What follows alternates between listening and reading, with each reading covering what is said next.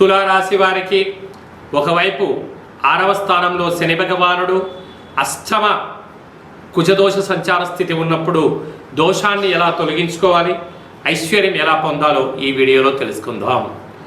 తులారాశిలో ఏ నక్షత్రాలు వస్తాయి అనగా చిత్తా నక్షత్రంలోని 3వ పాదం 4వ పాదం, స్వాతి నక్షత్రంలోని 4 పాదాలు, విశాఖ నక్షత్రంలో 1, 2, 3 పాదాలు కలిపితే తులారాశి. రాశాధిపతి శుక్ర భగవానుడు.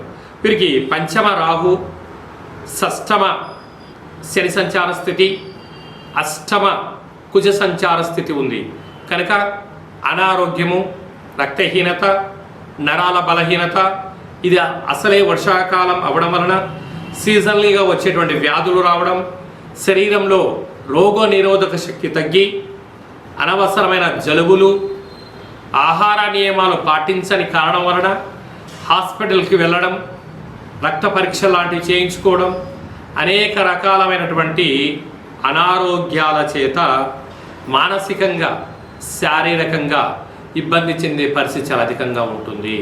కనుక ఇలాంటి కాల సమయంలో వీలైనంత వరకు ఓపిక, పట్టుదల, సహనం, సత్ప్రవర్తన అవసరం.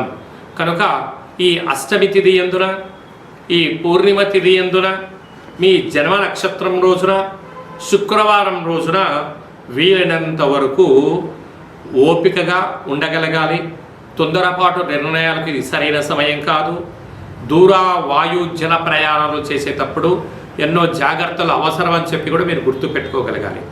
ఏ కొద్దిపాటి జాగ్రత్తగా లేకపోతే అనారోగ్యము, అనవసరమైన ఖర్చులు, ఆర్థిక ఇబ్బందులతో సతమతమవ్వడం, అనేక రకాలమైనటువంటి ఆర్థిక ఇబ్బందులతో అప్పుల పాలవ్వడం, పోలీస్ స్టేషన్లని, కోర్టు సమస్యలని, అనేకమైనటువంటి ఆర్థిక లావాదేవీలతో ఇబ్బంది పడడం, అలాగా కోర్టు సమస్యలతో సతమతమవుతారు.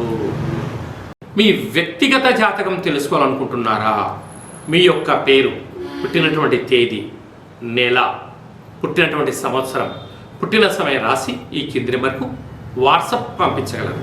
చాలామందికి పుట్టినటువంటి కాల సమయంలో డేట్ ఆఫ్ బర్త్లు లేనటువంటి కారణం వలన పేరు యొక్క మొదటి అక్షరాన్ని అనుసరిస్తూ రాశిని తెలియచేస్తూ గవ్వళ ద్వారా తెలియచేయడం జరుగుతుంది.